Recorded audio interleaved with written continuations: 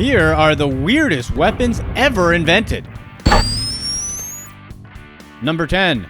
The Harmonica Gun. On the surface, this sounds super weird. A harmonica gun? What is it? Some kind of instrument and weapon mixed into one? I suppose if you ever need to defend yourself while you play the harmonica, this would be the perfect weapon. Well, here's the deal. It was actually just a regular gun with a really funky loading mechanism. Rather than the rotating chamber most pistols have, the harmonica gun, which was also known as the slide gun, has this crazy looking chamber off to the side, and it just so happens to look like the famous wind instrument. While they were somewhat popular during the early to mid 19th century, how I don't know, these guns proved to be not all that effective. Reports indicate that they were hard to aim as they had a bunch of extra weight on the side. Revolvers, on the other hand, proved to be more reliable, which is why they are still used today, and the harmonica gun made it onto this list. Number 9. The GUSTAV rail cannon. For a long time, trains were very important in life and war. And even as technology improved and the need for trains declined, the Nazis still made this railborne gun of sorts. One of these weapons was called the GUSTAV, which is basically a massive cannon mounted on a train car. The idea for this massive cannon was that it could take out French forts located near railways and destroy Allied trains transporting supplies and soldiers. This thing was a behemoth. It was the largest rifled weapon ever used in battle, weighing close to 1,500 tons. The GUSTAV was more than 150 feet long and 40 feet tall. Even the ammo for it was incredibly large. They fired shells that were 31 feet wide and 12 feet long. However, only 2 were ever made, and they both pretty much sucked. They proved to be slow and bothersome to operate. More than 100 soldiers were needed to operate the GUSTAV, and it took way too long to operate. So, even though smaller railway guns were pretty useful, these guns proved virtually useless to the Nazis. Number 8. Lipstick pistol. You might know it as the lipstick pistol, or more than likely, you don't know about it at all. Either way, this odd little weapon was used by the KGB during the Cold War, and I do mean little. It was less than 5 millimeters long. This tiny pistol was concealed inside of a lipstick tube that was probably used during covert assassinations or something. The lipstick pistol is believed to have been designed sometime during the 1960s and was first detected at a border crossing into West Berlin. Since it was used secretly by Soviet operatives, it's not really clear how often this weapon was used or how effective it was, but it was part of an effort by both the US and the Soviets to create clever ways to disguise weapons. The Soviets probably took things a bit far with their rectal guns, which supposedly were guns that could be hidden inside an agent's butthole. You gotta hand it to them. That's some ingenuity. At least America got to the moon first. Number 7. Dog bombers. Who would take man's best friend and turn them into suicide bombers? The Soviet military, that's who. Known as anti-tank destroyers, these dogs were initially trained by the Soviet military during the 1930s and even saw combat during World War II from 1940 until 1941.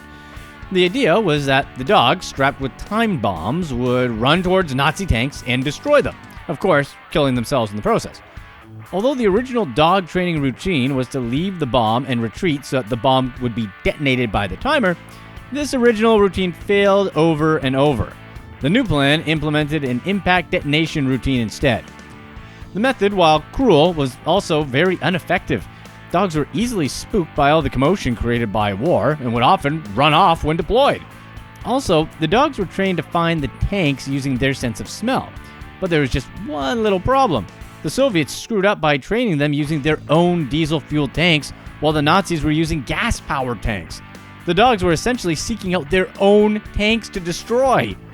The practice was adopted by other countries such as the US and Japan, and research and training for the method continued until 1996.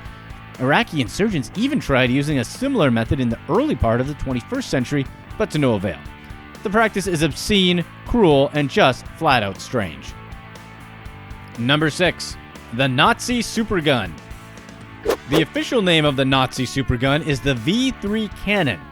This weapon was made by the Nazis as a last-ditch effort to destroy London and win the war for Germany once and for all. Stored in a huge bunker in northern France, this supergun was supposed to be the largest gun ever built, and it was essentially in London's backyard. This massive weapon had 25 barrels that were an astonishing 430 feet long each. Each barrel was inclined at a 50-degree angle that could supposedly fire shots off at close to 5,000 feet per second. With London just 100 miles away, many experts believe this weapon could have destroyed London. Thankfully, some design flaws and British attacks on the site proved to be a pretty effective countermeasure. Engineers working on the supergun were never able to figure out certain timing mechanisms to make the gun work the way it was intended to. On top of that, the gun was destroyed during a July 1944 bombing campaign when the British decimated the Nazi complex where the gun was hidden. The US also attempted to destroy the gun, and Joe Kennedy Jr., the older brother of John F. Kennedy, was killed during one such mission. Had the gun not been destroyed, the Nazis might have fixed the problems it had with it and destroyed London as planned. Had that happened, things might not look the way they do today. Number 5. Pigeon Bomb. See if you can imagine that the US military once tried to use pigeons as weapons. Keep in mind that this is the most powerful and complex military the world has ever known, but during World War II, the US military launched Project Pigeon, an attempt to turn pigeons into bomb-wielding agents of war. Spearheaded by B.F. Skinner, a behavioral psychologist, the thinking here was that the pigeons could be conditioned to operate in certain ways, a process called operant conditioning. Apparently, pigeons can process visual information way faster than humans. The intent was to train pigeons to act as pilots for the bomb, using their cognitive abilities to recognize the target. Here's basically how it worked. The guidance system consisted of 3 lenses mounted in the nose of the vehicle, which projected an image of the target on a screen. This screen was mounted on pivots and fitted with sensors that measured movement.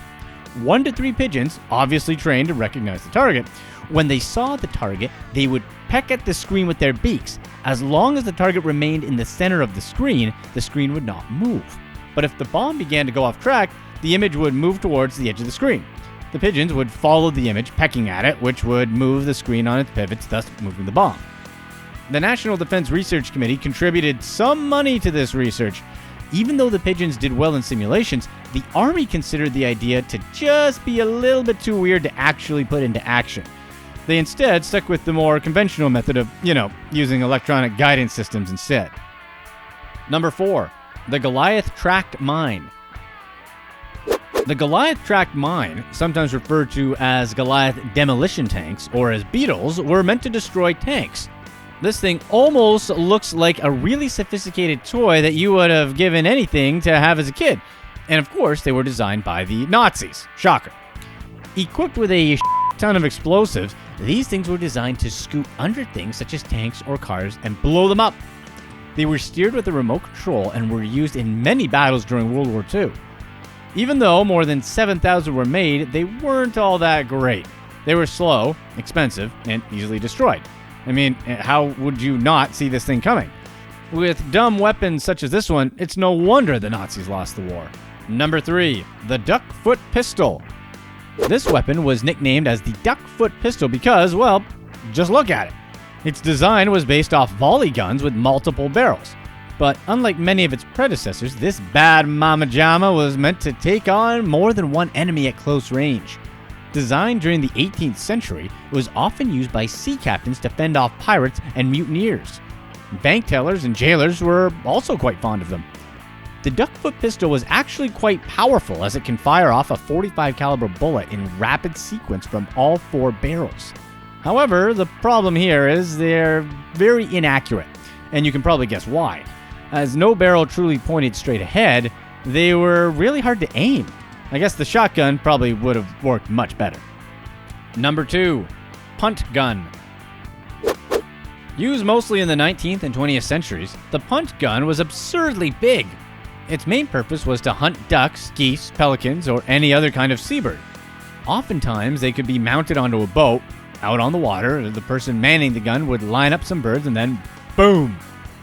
As you can see, these things were huge. and since it took more than one person to carry them, and let's not forget the recoil, they were mounted on boats or skiffs almost all the time. They were also super powerful, as they were often able to take out 50 birds at once. Groups of 8 to 10 people would even go out together with these odd guns. They probably looked like a poor man's navy, but hey, they could take out entire flocks of birds in minutes. This was a problem because it seriously put a dent into the waterfowl population, and the practice began to be banned in many states during the 1860s. By 1918, the federal government adopted a few laws to ban the practice nationwide, which kind of makes sense. I mean, look at these things. They're insane. Number 1. TSAR tank. The TSAR tank looks more like something that belongs as an amusement park than a weapon of destruction. It was built in 1914 as an experimental tank for the Russian army.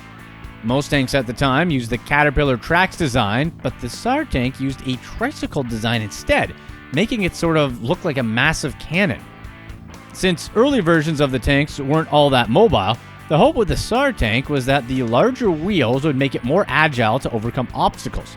The two front wheels were 27 feet high, while the back one was 5 feet high. Mounted on these wheels was a huge cannon that was an impressive 26 feet long, while the tank was designed to feature space for more weapons.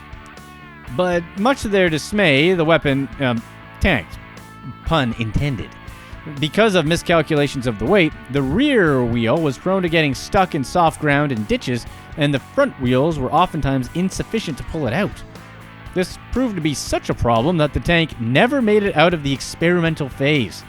By 1923, it was abandoned altogether, and the tank was taken apart for scrap metal. Not a great legacy. Here's what's next.